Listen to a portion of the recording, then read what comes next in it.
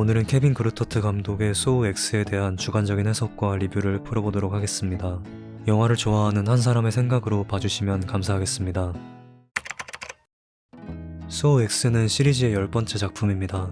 그동안 나왔던 영화들이 너무 많고 또 그 영화들이 시간 순서대로 정직하게 진행되는 것도 아니기 때문에 사실 전체 줄거리를 모르는 사람이 이런 장수 시리즈의 최신작을 제대로 즐기려면 전편을 모두 보고 와야 하는 진입장벽이 있습니다.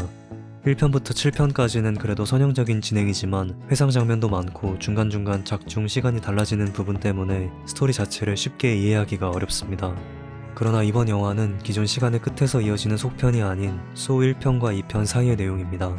따라서 1편까지만 보고 가도 꽤 쉽게 이해할 수 있고 과거의 시간 속으로 들어가서 원조 캐릭터를 다시 볼 수 있다는 점이 이번 작품의 평을 긍정적으로 만드는 데에 어느 정도 영향을 주었다고 생각합니다. 사실 뭐 해석이랄 게 없는 영화이긴 합니다. 언제부턴가 소우는 그냥 이번엔 어떻게 죽을까 구경하는 재미로 보는 영상이 되어버렸습니다. 후속편이 나올 때마다 계속 그게 반복되니까 이번에도 스파이럴처럼 그냥 안 보고 넘기려고 했는데 직소 할아버지랑 아만다를 다시 볼 수 있는 시간대라서 이건 정말 좋은 것 같습니다. 이번 영화의 제일 큰 차이점은 존 크레이머의 상황과 감정이 사건 진행의 중심이 된다는 것입니다. 그동안의 게임은 나쁜 범죄자들을 잡아서 관찰하는 느낌이었다면 이번에는 그 게임 장소에 처음부터 끝까지 같이 있고 마지막에는 자신도 어쩌다 보니 트랩에 올라가게 되는 등 뭔가 조금 적극적인 모습으로 표현됩니다. 직소는 호프만에게 게임의 사적인 감정을 담아선 안 돼 라고 말한 적이 있는데 이번에는 아예 프레이즈 자체가 가장 사적인 게임이 되어버렸습니다. 그래서 캐릭터에 조금 모순이 생겼다라고 보시는 분들도 있는데 맞는 말입니다. 그러나 캐릭터의 모순이 꼭 설정 실패로 이어지는 것은 아닙니다. 그동안의 직소를 한마디로 표현하면 그냥 범죄자라고 요약할 수 있는데 이번 영화는 직소가 아니라 인간 존 크레이머를 보여주기 위해 노력한 것 같습니다. 암에 걸려서 고통스러워하고 삶을 갈구하고 친구를 만들고 절망하는 모습을 보면서 그런 범죄자의 감정을 잘 보여줍니다.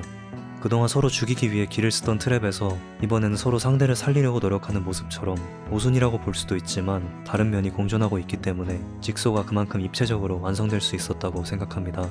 또 아만다도 직소에게 충성하고는 있지만 가브리엘라의 게임을 대하는 관점에서 이 둘의 게임에 대한 가치관의 차이를 보여주려고 한 느낌도 듭니다. 마약 중독자이기 때문에 조금 참작해줄 수 있지 않느냐 하는 아만다의 의견과 자신이 사기당한 그 분노가 더 강한 직소의 의견이 약간 마찰이 생기는 게 나중에 3편에서 터진 게 아닌가 싶습니다. 그런데 또 오히려 아만다는 직소보다 더 잔인하고 탈출할 수 없는 사적인 게임을 설계한 걸 보면 이것도 또 모순인가 싶기도 합니다. 그래서 소우 시리즈를 정말 하나하나 따지고 보면 정말 개똥 철학이지만 그래도 제가 소우를 좋아하는 이유를 지금 생각해보면 잔인한 트랩도 아니고 삶을 중요시하라는 메시지도 아니고 그냥 직소 할배 캐릭터 자체의 매력을 좋아하는 것 같습니다. 그동안 시리즈에서 계속 그랬듯이 확실하게 죽지 않은 캐릭터는 언젠가 다시 돌아와서 써먹기 때문에 이번에도 이어지는 11편과 12편을 위한 설정을 잡아놓은 느낌입니다. 공통적으로 깡이 있고 강인한 캐릭터인 세실리아나 카를로스가 나중에 또 직소의 후계자로 나올 수도 있을 것 같습니다. I mean, I call that epic bad luck. 오늘의 영화는 소우 X였습니다. 더 좋은 영상으로 돌아오겠습니다.